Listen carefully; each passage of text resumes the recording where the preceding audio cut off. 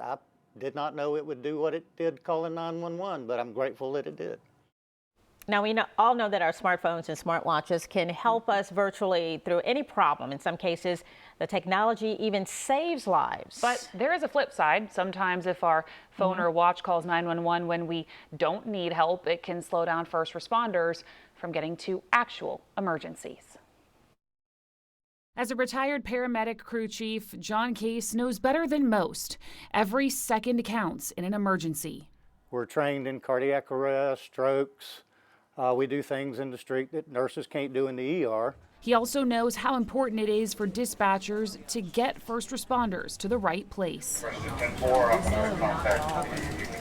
We spend a lot of time going up and down roads looking for addresses that don't exist or are not marked, and you can't find these people. And you know, if they've called in with chest pain, shortness of breath, possible stroke, you know, time is muscle, and if we can't find them, we can't help them. In April, Case would need the very help he gave for decades. It was a day like any other. Case had his coffee and was in his driveway. The owner of this iPhone was in a severe car crash and is not responding to their phone. I was standing beside my truck, and I got a little nauseated feeling and a little dizzy, and I assumed that I passed out. I heard something or someone say, "We have detected a fall. We're calling 911. 911, can you hear me?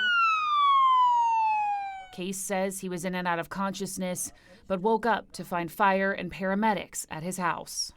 I think I was still in the back of the ambulance because I remember asking, "How did y'all find me?" And he told me that my watch had gone off. And then when I got back home and got my faculties back together, I started playing with it and found out that it has a fall alert. It detects the fall. Did you ever think in the first 4 months the watch would save your life? Never thought that at all. To me, it was just another electronic leash. In newer iPhone and Apple Watch models, the fall detection alert is automatically turned on, which can help in an emergency.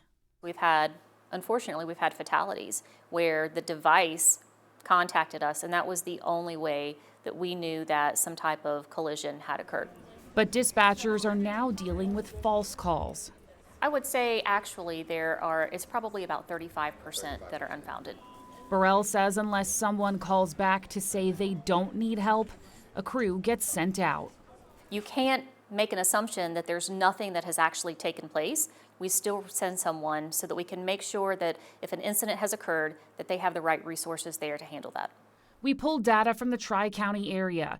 From January 1st to March 31st of this year, Berkeley County Dispatch had 75 crash notifications.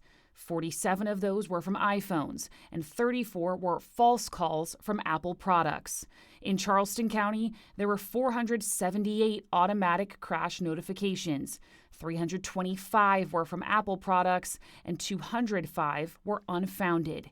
And in Dorchester County, Dispatch had 27 automated crash notifications. 12 were unfounded. When we average about 500 calls every 3 months, every quarter, it is a lot. Of course, the more devices that are out there, the more technology evolves, then the more calls we're probably going to receive. Case says it's now part of his daily routine. Wake up, get ready, and put on his watch. Yeah, I don't go anywhere without it anymore because, like I said, that's a kind of a warming blanket, so to say. I know if I fall again that somebody will know. And I'm sure probably through the GPS technology on the phone, hopefully they'll find me. I don't know how long I'd have laid there if the watch hadn't have called 911.